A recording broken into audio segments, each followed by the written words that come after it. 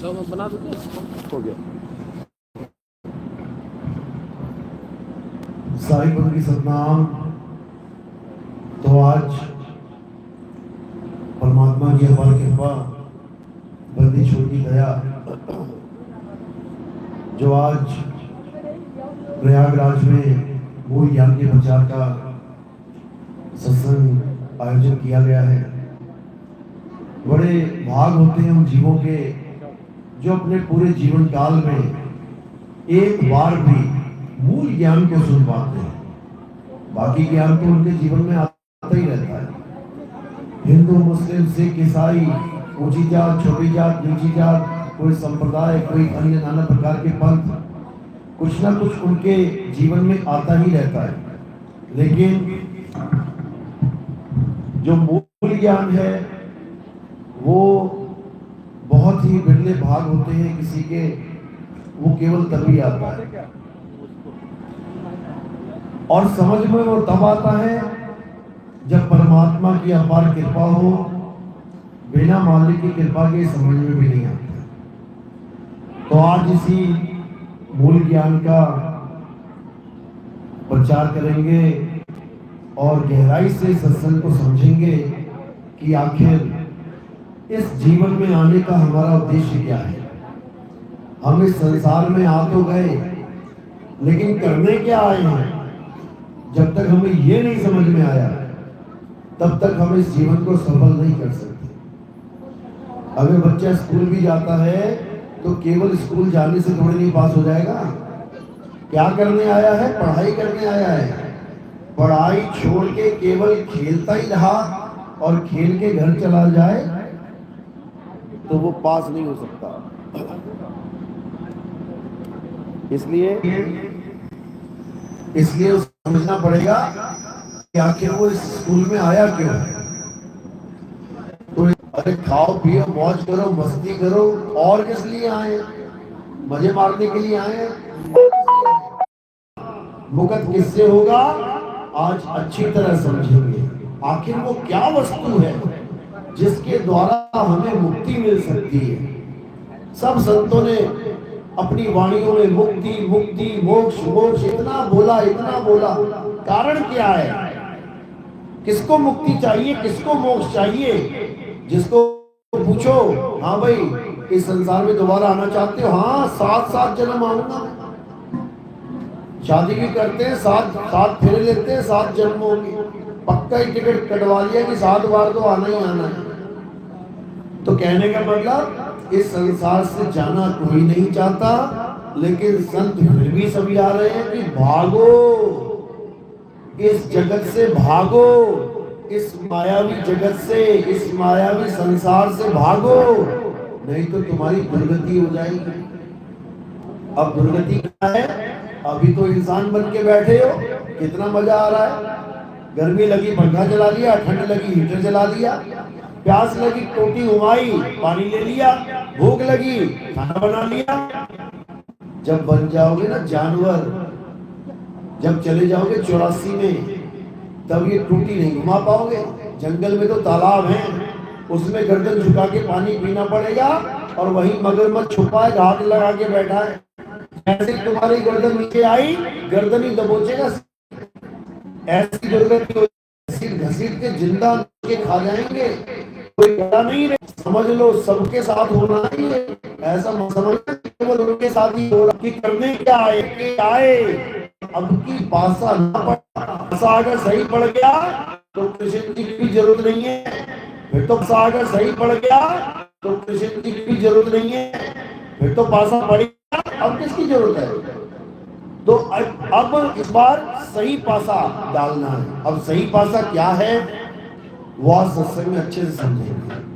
तो आज का सत्संग शुरू करने से पहले परमात्मा के नाम पे जयकारा लगाएंगे। बोलिए परमपिता परमात्मा की, सतगुरु बंदी छोड़ कबीर साहिब की, सभी संतों की, सभी भक्तों की, गांव नगर बस्ती की, सत्संग कराने वालों की, इनके माता पिता की, इनके बाल गोपाल की, सकल हंस को बंदगी बंदगी। तो साहिब समझा रहे हैं कि अगर तुम्हारा मनुष्य जन्म बर्बाद हो रहा है तो उसका केवल एक कारण है, मात्र एक कारण।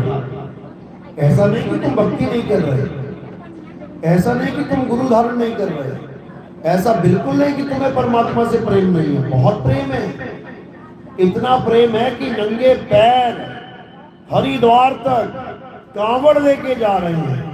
सोचो कितना प्रेम है, बहुत प्रेम है, लेकिन तरीका गलत है।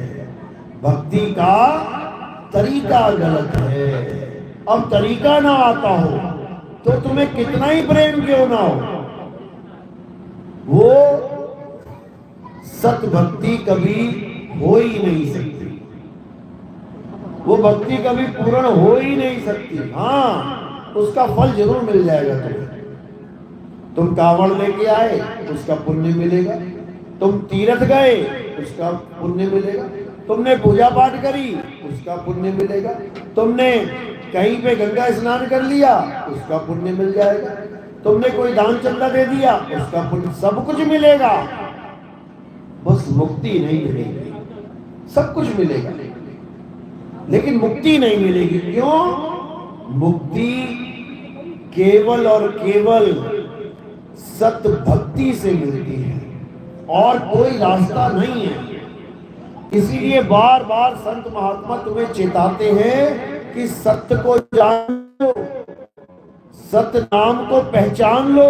नाम तो तुम लेके बैठे हो, ऐसा कोई इंसान नहीं होगा जिसके पास भगवान का नाम नहीं होगा।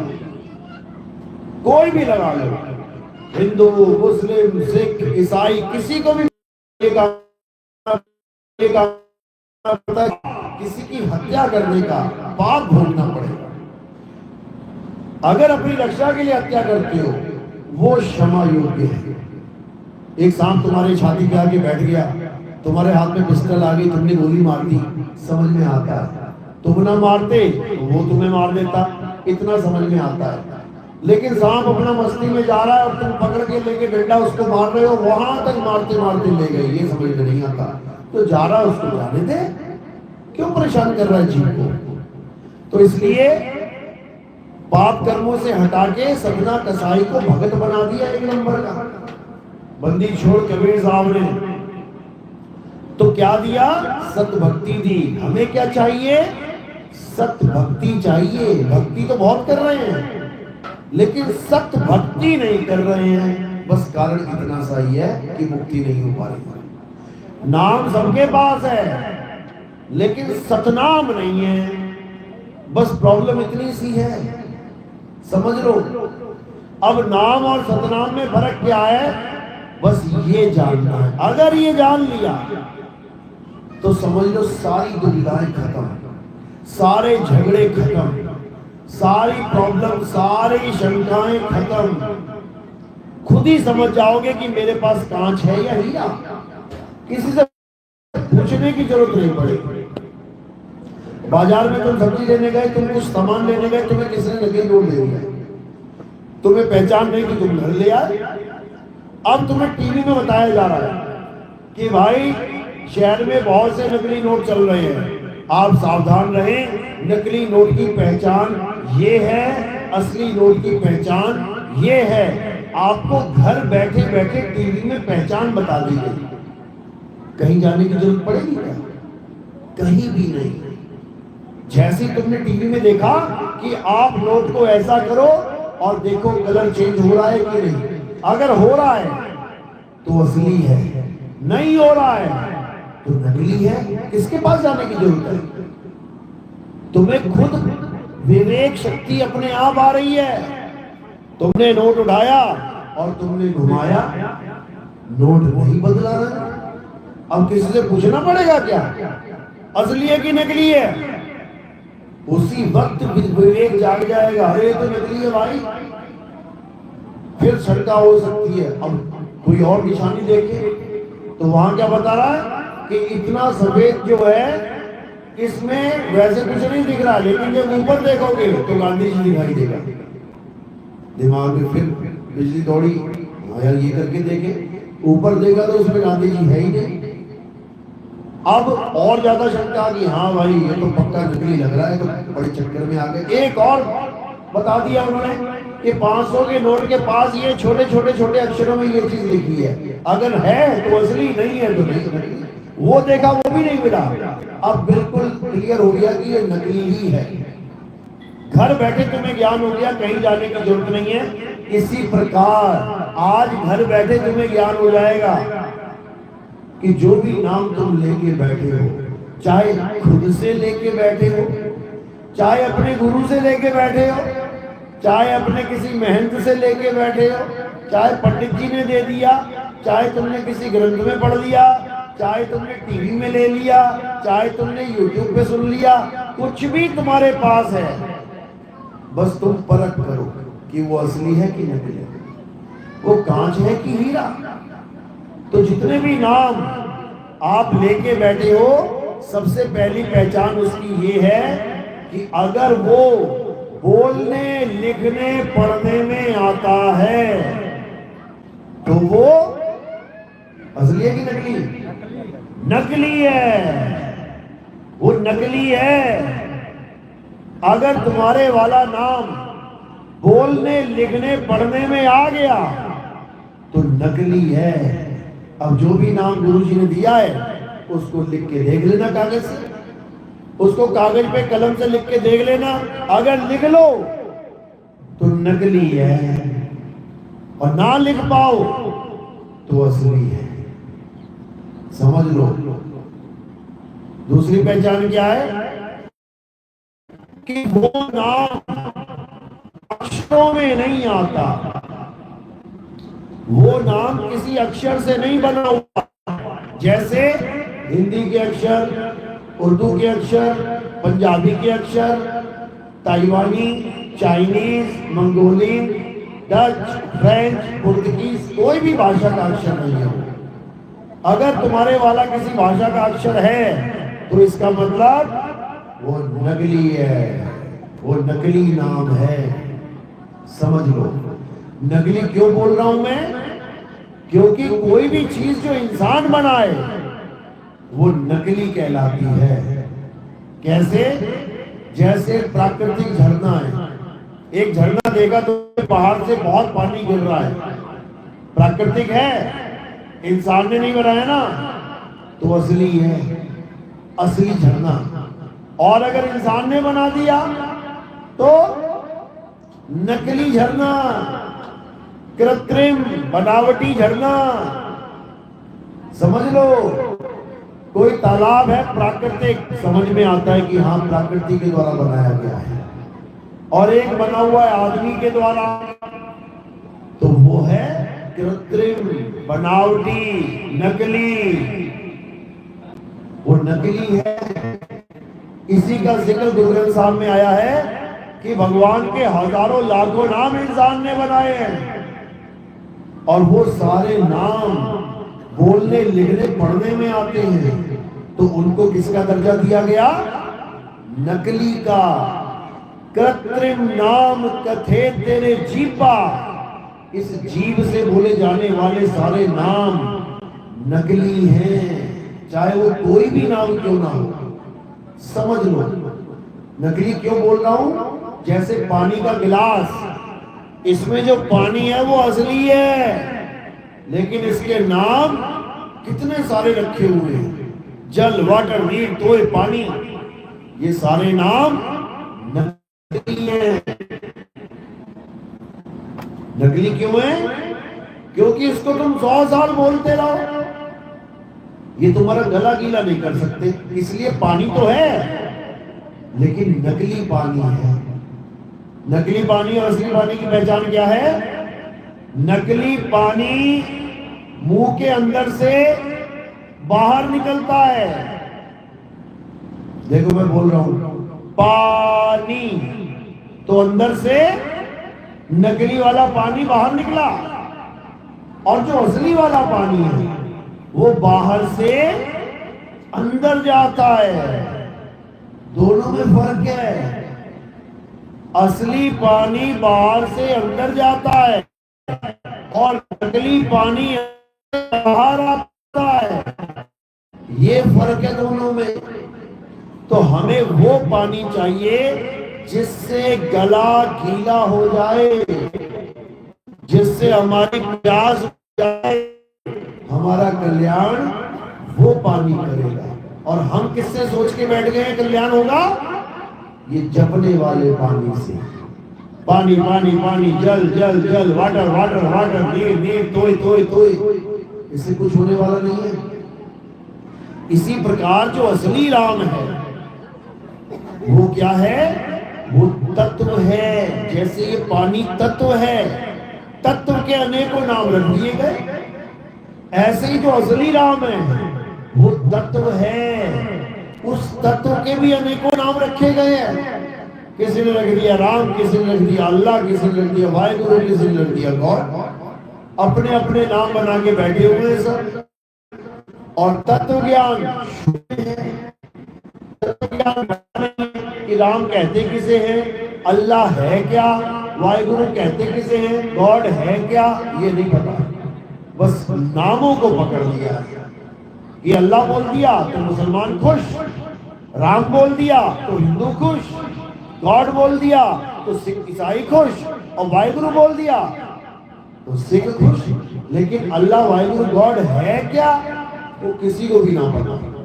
केवल नाम नाम लेके बैठे हुए। इसी नाम के जंजाल में सारा जगत भूला हुआ है। कबीर साहब समझा रहे हैं कि ये 52 अक्षर का खेल है भाई। ये 52 अक्षर किसने बनाए? इंसानों ने बनाए। कब बनाए? जब इंसान की बुद्धि विकसित होने लगी। पहले क्या था इंसान? पहले जानवरों की तरह, आदि मानव के रूप में। सुना ना, आदि मानव नंगा घूमता था, कोई पेड़ पौधे बस यही खाता था, कोई मकान दुकान नहीं था, कोई फसल नहीं थी। हमारे वाले ने पेड़ को देखा, रखा पेड़। आदि मानव जो अंग्रेज था उसने रख दिया ट्री। हमारे वाले ने रखा धरती, उसने रख दिया अर्थ। हमारे वाले ने रखा सूरज, उसने रख दिया सन। हमारे वाले ने रख दिया चांद, उसने रख दिया मून। हमारे वाले ने रख दिया आग, उसने रख दिया फायर। सारी दुनिया के नाम रखते रखते रखते सबके नाम रख डाले। बहुत अच्छी बात है, अच्छा किया, जीवन बड़ा आसान हो गया। अभी चप्पल मंगानी हो तो कह दो भैया चप्पल ले आना, सबके दिमाग में एकदम चप्पल आ जाएगी कि चप्पल ही मांग रहा है, ये चम्मच नहीं मांग रहा, ये कप नहीं मांग रहा, गिलास नहीं मांग रहा, चम्मच मांग रहा है तो चम्मच लाएंगे, चप्पल मांग रहा है तो चप्पल लाएंगे। किसकी वजह से? इन्हीं अक्षरों की वजह से। क्यों? क्योंकि अपने पूरे समाज को एक सी विद्या दे दी। आज भी हमारे घर में जो बच्चे पैदा हो रहे हैं, हम क्या क्या भेज रहे हैं उसको? कहाँ भेज रहे हैं? स्कूल में पढ़ाई करने के लिए। क्या भाई तुमने पढ़ा, गा से कबूतर खाए, खरगोश गा से गा, तो तुम पढ़ते आओ, वही तुम्हारे बच्चे पढ़ेंगे, वही तुम्हारे पोते पढ़ेंगे, वही तुम्हारे पड़पोते पढ़ेंगे, ताकि सबका ज्ञान मैच हो जाए। तुम खरगोश को खरगोश बोल रहे हो, ऐसा ना हो कि पोता उसे कबूतर बोलने लग जाए। इसलिए उसको भी स्कूल भेज दिया, तू भी पढ़ के आ जो मैं पढ़ के आया था, ताकि सब मैचिंग मैचिंग रहे। इतनी बात तो समझ में आती है। लेकिन इसके बाद क्या हो गया? इसके बाद खेल शुरू हो गया अल्लाह वाहिगुरु गॉड का, क्योंकि इसका भी नाम रखना जरूरी है भाई। हिंदुस्तान में जिन लोगों ने उसका अनुभव किया, परमात्मा का अनुभव किया, उन्होंने नाम रख दिया परमात्मा। अरब देश ने अनुभव किया परमात्मा का, उसने नाम रख दिया अल्लाह। ईसाइयों में जिसने अनुभव किया का, उसने नाम रख दिया यहोवा, गॉड। और सिखों में जिसने अनुभव किया परमात्मा का, उन्होंने नाम रख दिया नहीं है। लेकिन नाम अने जितनी मर्जी देश में चले जाओ,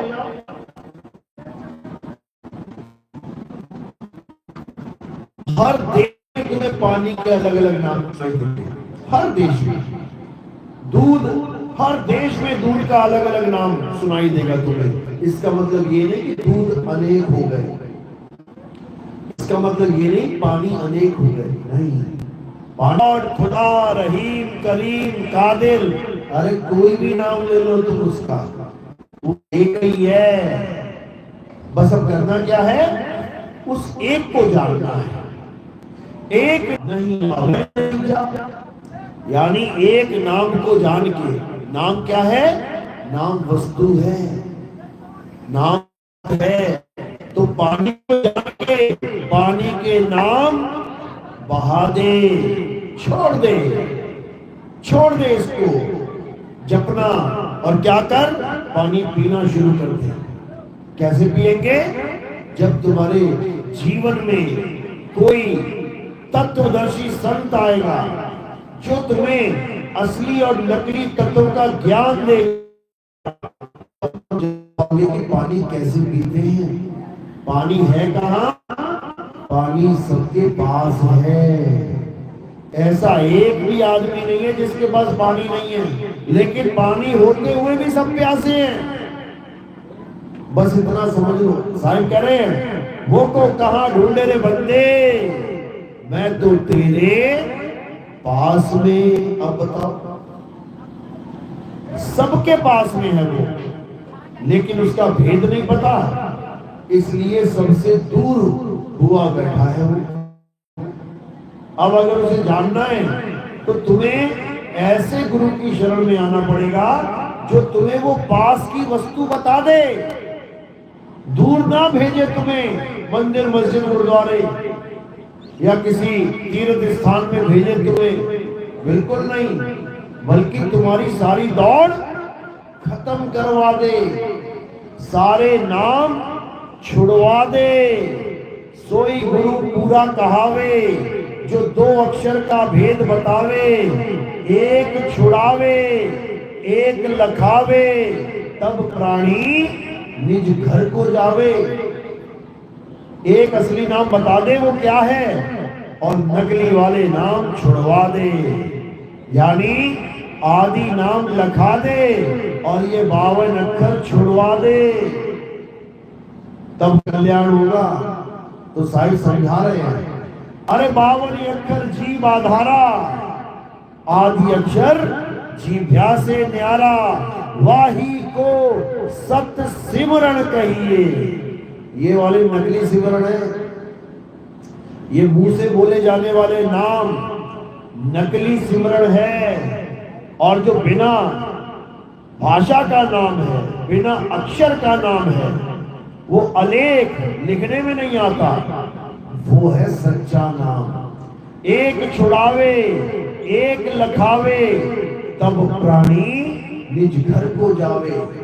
तब जाएगा निज घर को, तब जाएगा परमात्मा के देश में, नहीं तो इसी काल जाल के चक्कर में धराशायी हो जाएगा।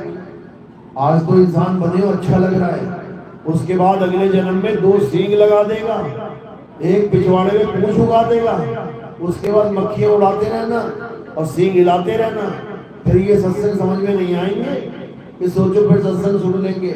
यही जन्म मिला है, इंसानी जन्म, इसी में करना है जो कुछ करना है, जो निर्णय लेना है इसी में लेना है कि भक्ति करनी है या नहीं करनी है, नाम लेना है या नहीं लेना है, जन्म मरण से मुक्ति चाहिए या नहीं चाहिए।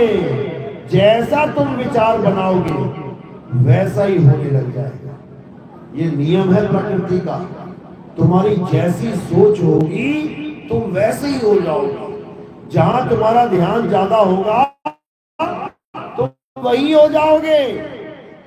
समझ लो, बच्चा स्कूल या पढ़ने, पढ़ाई में कम ध्यान था, खेलों में ज्यादा, तो क्या बन जाएगा, स्पोर्ट्समैन बन जाएगा। अब किसी का ध्यान है म्यूजिक में ज्यादा, तो क्या बन जाएगा, म्यूजिशियन बन जाएगा। किसी का ध्यान है रेडियो टीवी ठीक करने में ज्यादा, तो क्या बन जाएगा, मैकेनिक बन जाएगा। जहां तुम्हारा ध्यान जाएगा तुम वैसे ही हो जाओगे। किसी के अंदर एकदम चोरी करने का ख्याल आ गया, ध्यान उसका उधर चला गया कि पैसा चोरी करके लाए, तो क्या बन जाएगा, चोर बन जाएगा। जहां तुम्हारा ध्यान जाएगा तुम वैसे ही हो जाओगे।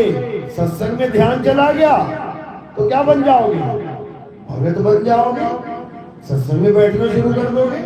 जहां तुम्हारा ध्यान जाएगा तुम वैसे ही हो जाओगे। इसीलिए लोग कहते हैं अरे मेरा ध्यान भटक गया था, यानी मैं भटक गया। ध्यान भटक गया तो मैं भटक गया। तो क्या करना है? अब अपने ध्यान को सही जगह लगाना है, ताकि अगर सही जगह लग गया तो तुम सही जगह पहुंच जाओगे, और गलत जगह लग गया तो भाई गलत जगह पहुंच जाओगे। तो एक ऋषि था जो बहुत नाम जपता था, राम राम राम राम, राधे राधे राधे राधे, और नमः शिवाय, खूब यज्ञ करता था, खूब हवन करता था। फिर क्या हुआ? जंगल से एक हिरण का बच्चा आ गया उसके आश्रम में। अब उसको बड़ा अच्छा लगा, पाल लिया, और सुबह शाम उसकी सेवा कर रहा है, खिला रहा है, पिला रहा है, खेल रहा है। अच्छी बात है, बुरी बात है? अच्छी बात है। जानवर के साथ प्यार कर रहा है, अच्छी बात है। तो फिर इतना ज्यादा रख दिया उसने कि उसको 24 घंटे याद रखने लगा। अब उसके बिना मन न लगे, वो कहीं जरूर हो जाए तो बाबा जी ढूंढे, कहाँ चला गया, कहाँ चला गया। ऐसे ही दिन गुजरने लगे और बूढ़े हो गए, जर्जर अवस्था हो गई। एक दिन हिरण के बच्चे को बांध के बैठे हुए थे भक्ति में, एकदम मृत्यु आई। अब मृत्यु आई तो बाबा जी का ध्यान कहाँ? अरे हिरण के बच्चे को तो मैंने बांधा हुआ है, कोई भेड़िया आके खा जाए, कोई शेर आके खा जाए, तो भाग भी ना पाएगा, और कोई भी ना आए तो उतनी सी घास खा पाएगा जितनी इसकी गले में बंधी रस्सी जहां जहां तक लाश ले जा सकती है। ये तो भूखा मर जाएगा। अच्छी बात सोच रहा है कि बुरी? जीव के बारे में अच्छी बात सोच रहा है कि उसका कल्याण हो, मरे ना बेचारा, लेकिन गलत टाइम पे सोच रहा है। बात तो अच्छी सोच रहा है लेकिन गलत समय पे सोच रहा है। अब क्या हुआ? अब जैसे समय आया वो लगा हिरण के बच्चे को याद कर दे, तो क्या हुआ? फल क्या मिला? वो हिरण का ही बच्चा बन के आ गया। सारी भक्ति, सारे हवन यज्ञ, सारा पूजा पाठ धरे का धरा रह गया, और बाबा हिरण की योनि में बैठ गया जाके। अब जब हिरण का बच्चा पैदा हुआ, लगे शेर दौड़ाने। अब बाबा को समझ में आया भैया गलत भक्ति कर दी। अगर सत्य भक्ति की होती तो हिरण छोड़ो, हिरण का बाप भी पाल लेते, तब भी तुम्हारा ध्यान कहीं न जाता। क्यों? क्योंकि तुम्हें गुरु दृढ़ कर देता कि बेटा ध्यान यही लगा के रखना है, दुनिया इधर से उधर हो जाए, गुरु पूरा एक छुड़ावे। हिंदू है तो राम राम छोड़ दे, मुसलमान है तो अल्लाह अल्लाह जपना छोड़ दे, सिख है तो वाहिगुरु वाहिगुरु जपना छोड़ दे, ईसाई है तो यहोवा यहोवा जपना छोड़ दे। तो क्या करे? उस राम को जाने जिसको पाने के लिए वो राम राम जप रहा है। उस खुदा को जाने जिसको पाने के लिए वो 5 टाइम की नमाजें पढ़ रहा है। उस वाहिगुरु को जाने जिसके लिए वो दिन रात वाहिगुरु वाहिगुरु वाहिगुरु वाहिगुरु कर रहा है। उस गॉड को जाने जिसके लिए आंख बंद करके हाथ जोड़ के प्रेयर कर रहा है, रो रहा है। ये ऐसे नहीं मिलेगा। ये कैसे मिलेगा? जब तक तुम अपनी आत्मा को नहीं जान लेते। साहिब समझा रहे हैं, जब लगना चीनोगे आत्म तब लगना मिली है परमात्म। आत्म चीने परमात्म चीने, संत कहावे सोए, और यह भेद काया से न्यारा, पूछे बिरला कोई। ये काया का खेल नहीं है मेरे भाई। कि तुमने राम जी पूज लिए, श्याम जी पूज लिए, हनुमान जी पूज लिए, हो गई भक्ति। ये आत्मा का खेल है, ये शरीरों का खेल नहीं। शरीर तो आए चले गए, आत्मा थी है और सदा रहेगी। ये आत्मा का खेल है। इसीलिए कृष्ण जी बार बार अर्जुन को समझा रहे हैं, हे अर्जुन, अगर इस दुनिया में कुछ पूजनीय है तो क्या है? केवल और केवल आत्मा। हे अर्जुन, आत्मा का ना तो कभी जन्म होता है, आत्मा की ना तो कभी मृत्यु होती है। इस आत्मा को ना तो कोई शस्त्र काट सकता है, इस आत्मा को ना तो कोई अग्नि जला सकती है, इस आत्मा को ना तो कोई वायु सुखा सकती है और ना जल भिगो सकता है। क्या है ये? इतना गीता समझाया जा रहा है, कुछ तो होगा, अरे कुछ तो होगा जिसके बारे में बताया जा रहा है। देख लो, शायद बन जाए तो फोन कर देना, हम भी बनवा लेंगे। तो ऐसा कोई काम नहीं बनता भाई, काम बनते हैं आत्मा से। इसीलिए भगवान ने फॉर्मूला क्या दिया है? जो अपनी मदद करता है भगवान उसकी मदद करता है। तो अपनी मदद कैसे करोगे? आत्मा के द्वारा ही करोगे या बिना आत्मा के करोगे? समझ लो, तुम अपनी मदद आत्मा के सहारे ही कर सकते हो, और आत्मा ने मदद कर दी तो समझ लो परमात्मा ने मदद कर दी, हो गया काम। बस यही समझना है। तो इसी को जानना है, इसी को परखना है, सत्य असत्य का निर्णय करना है, ताकि तुम्हारा जीवन बर्बाद ना हो। ये धर्म के नाम पे झगड़े, धर्म के नाम पे फसाद, ये धर्म के नाम पे पाखंडवाद, ये सब खत्म हो और एक सत्य की चर्चा हो, सत्य ज्ञान की चर्चा हो। सत्य क्या है? सत्य केवल आत्मा है, आत्मा के अलावा कोई सत्य नहीं है।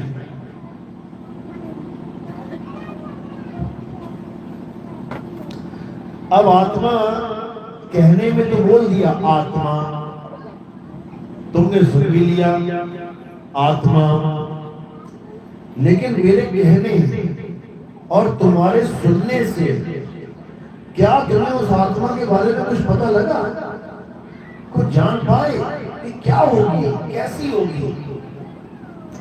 जैसे मैं कहूं करंट और तुमने सुना करंट, तो मेरे करंट कहने और तुम्हारे करंट सुनने से क्या तुम्हें थोड़ा बहुत झटका लगा क्या? बिल्कुल नहीं लगा, बिल्कुल नहीं लगा। तो फिर अब क्या किया जाए? क्या केवल सत्संग सुन के घर चले जाए हो जाएगा काम?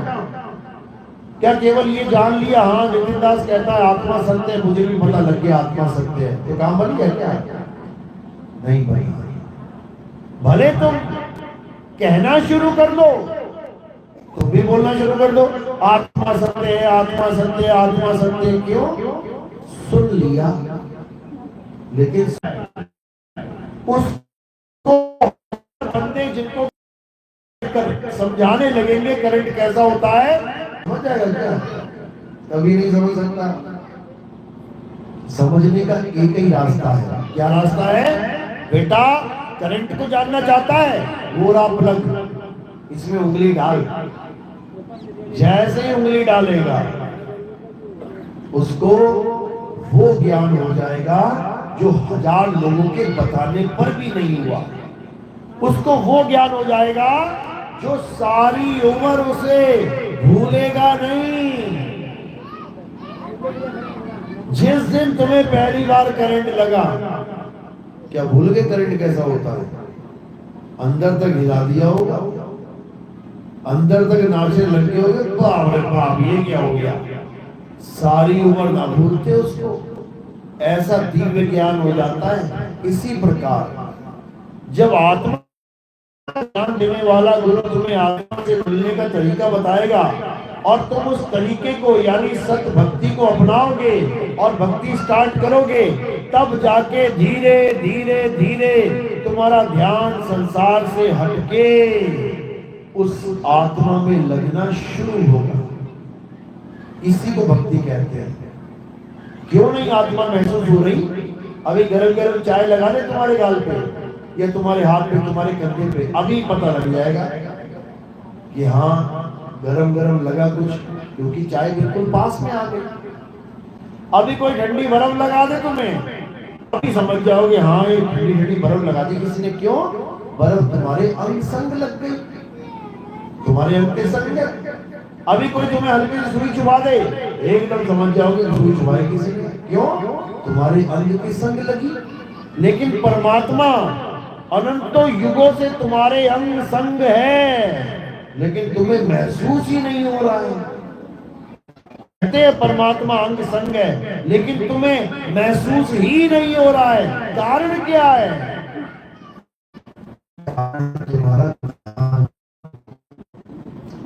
तुम्हारा ध्यान संसार में फंसा हुआ। कह रहे हैं सूरत फंसी संसार में, तासे पड़ गई दूर, और सूरत बांध स्थिर करो, आठों पहर हुजूर। कह रहे हैं बिछोड़े का मतलब है सूरत का दूर हो जाना, और प्राप्ति का मतलब है सूरत का स्थिर हो जाना। सूरत बांध स्थिर करो, कहां करो? अपने ध्यान को कहां स्थिर करो? अपनी आत्मा में। अपनी आत्मा में स्थिर करना है अपने ध्यान को, और कहीं ध्यान को स्थिर मत कर लेना। किसी नाम मंत्र में नहीं, किसी श्वास में नहीं, नाभि में नहीं, किसी चक्र में नहीं, किसी योग में नहीं, किसी प्राणायाम में नहीं, कहीं नहीं, इंगला पिंगला सुषमना में भी नहीं, इस काया में। क्यों? काया में मन निरंजन बैठा है, वो तुम्हें भरमा देगा। इस काया में अलग निरंजन बैठा है, इस काया में कली काल बैठा है, भरमा देगा तुम्हें। समझ लो, इस काया में गलती से भी नहीं जाना है। तो कहां जाना है? अपनी आत्मा में रमण करना है। अध्याय 3 17वां श्लोक क्या कह रहे हैं कृष्ण जी गीता में? हे अर्जुन, जो अपनी आत्मा में रमण करते हैं, जो अपनी आत्मा में तृप्त हैं, जो अपनी आत्मा में संतुष्ट हैं, उनके लिए कोई धार्मिक कर्म कर्तव्य लागू ही नहीं होता। कोई मंदिर नहीं, कोई मस्जिद नहीं, कोई गुरुद्वारा नहीं, कोई चर्च नहीं, कहीं नहीं जाना। जब तक आत्मज्ञानी गुरु नहीं मिला तब तक हर जगह जाना।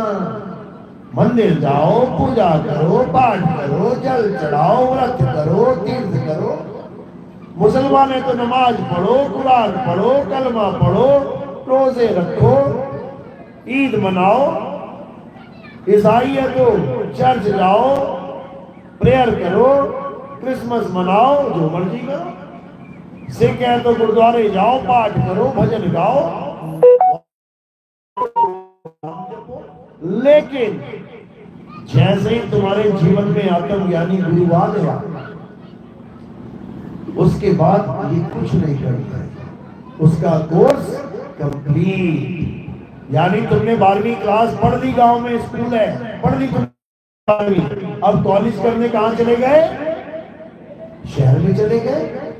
अब जो शहर चला गया, जो बच्चा गांव की 12वीं का स्कूल छोड़ के शहर में दोबारा बैठेगा, आगे नहीं बैठेगा। इसलिए उसका प्रमोशन हुआ कि डिमोशन हो गया? प्रमोशन हो गया।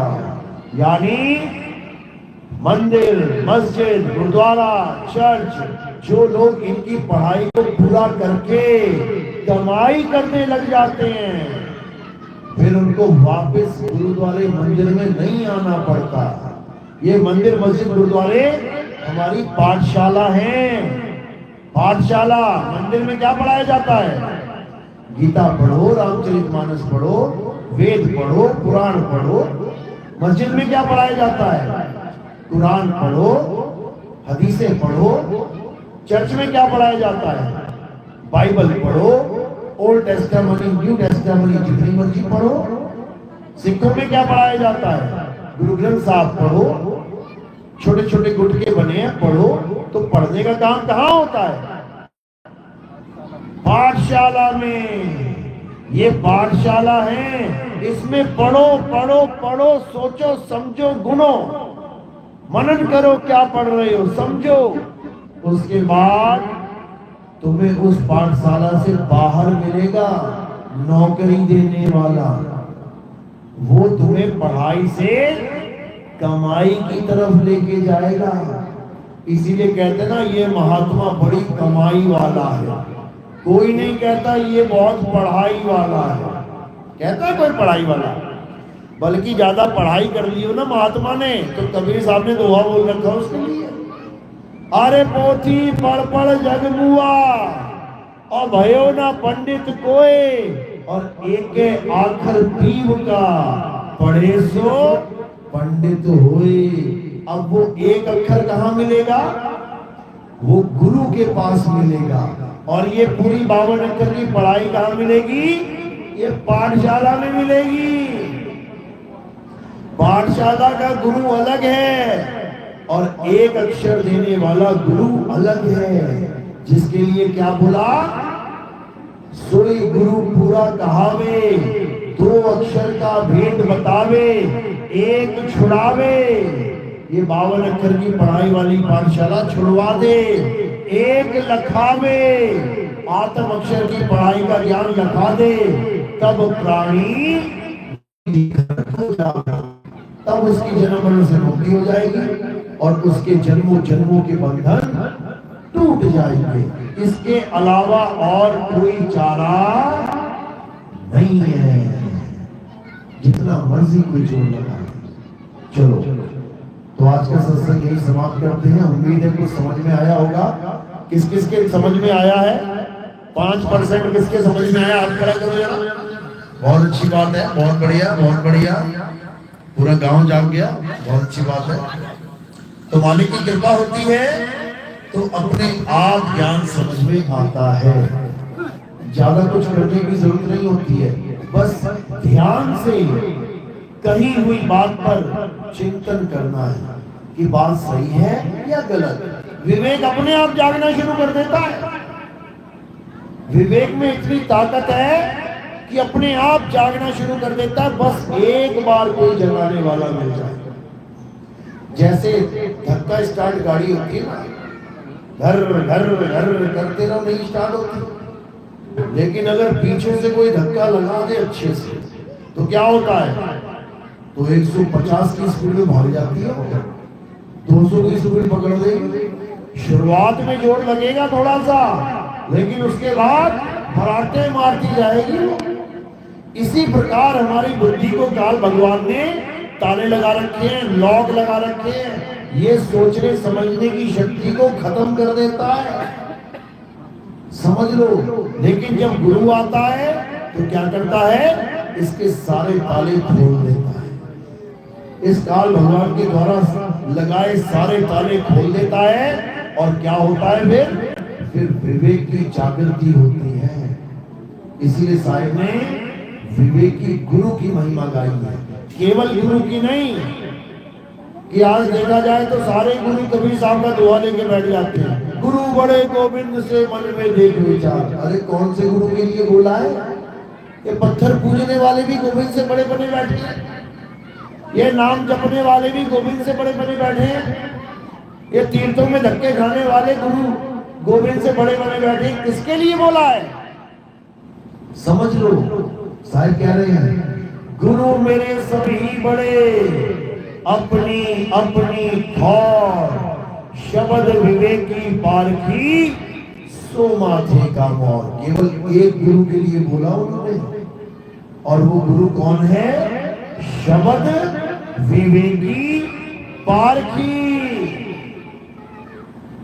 उसके लिए बोला है कि वो गोविंद से भी बड़ा है, सबके लिए नहीं बोला, सबके लिए तो बोला है अरे झूठे गुरु अजगर बने और 184 जाए, सारी संगत चीटी बनी, तोड़ तोड़ के खाए। बता रहे हैं कि सारी संगत चीटी बन रही है, तोड़ तोड़ के खा रही है अधूरे गुरु के चक्कर में। लेकिन जो शब्द विवेकी पालकी है उसकी महिमा गाई है कबीर साहब ने, महिमा। कहते हैं हरि सुमिरे सो वार है, गुरु सुमिरे सो पार। महिमा है उसकी, लेकिन ये तब समझ में आता है जब मालिक की दया होती है। नहीं तो लोग पत्थर से दिल लगा बैठे हैं, कहते हैं हमारे तो पत्थर ही राम है। बताओ, अरे पत्थर पत्थर है, राम राम है, पत्थर को राम क्यों बना देते हो? अहिल्या थी पत्थर की अहिल्या बनाओ तो समझ में आता है। राम तो वो है जो पत्थर को पैर लगा के इंसान बना दे। अहिल्या को पैर लगाया था, इंसान बन गई। तो भगवान वो है जो पत्थर को इंसान बना दे, लेकिन ये आदमी, ये इंसान वो है जो भगवान को ही पत्थर बना दे। देखो गांव गांव में भगवान बना दिए पत्थर के। किसने बनाए? इंसान ने बना दिए। क्या भगवान राम पत्थर के थे या भगवान कृष्ण पत्थर के थे? तुमने कैसे बना दिया पत्थर का भाई? वो तो कह रहे हैं कि मैं आत्मा हूं, अजन्मा हूं, शाश्वत हूं, नित्य हूं, मैं सबके अंदर विराजमान हूं। और गा भी रहे हो, तुझ में राम, मुझ में राम, सब में राम समाया। बताओ वो क्या बता रहे हैं, तुम क्या कर रहे हो? फिर सोच रहे हो कि हमारा भला हो जाएगा। कभी नहीं होता, भूल जाओ। तो भला करना है तो एक ही रास्ता है, आत्म ज्ञान। जल में मीन प्यासी, वह देखते आवे हासी। आत्म ज्ञान बिना नर भटके, कभी काबा कभी काशी। कभी काबा भटकोगे, कभी काशी भटकोगे, लेकिन जो तुम्हारे अंतर में घट घट का वासी है उसको तुम कभी नहीं जान पाओगे।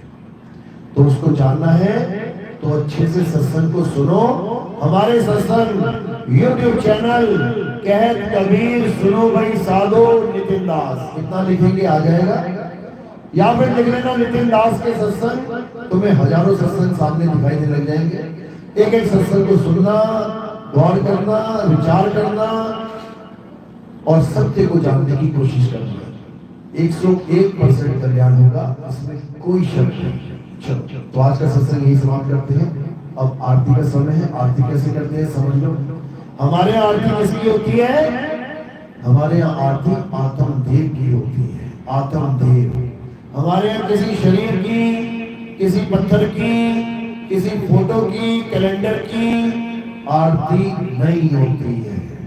हमारे यहाँ आत्म देव की आरती होती है। कैसे होती है? थोड़े से फूल लेंगे, मेरे सिर के ऊपर रखेंगे। सिर के ऊपर क्यों रखे? क्योंकि काया कहां से, पैर के अंगूठे से लेके कहां तक है? सिर तक है। तो ये फूल आपने सिर के परे रखे, यानी काया से परे रखे। तो किसको समर्पित हो गए? आत्मदेव को। तो आत्मदेव को हमने पुष्प समर्पित करने हैं। और कोई प्रचार प्रसार में कोई भगत योगदान करना चाहता है तो वो केवल पैरों में रखना है। सेवा पैरों में होनी चाहिए और फूल सिर पे होने चाहिए। फूल कोई गोदी में या हाथ में ना पकड़ाए, केवल सिर पे रखे। चलो बेटा आरती लगा। जय जय सिद्धि कबीर।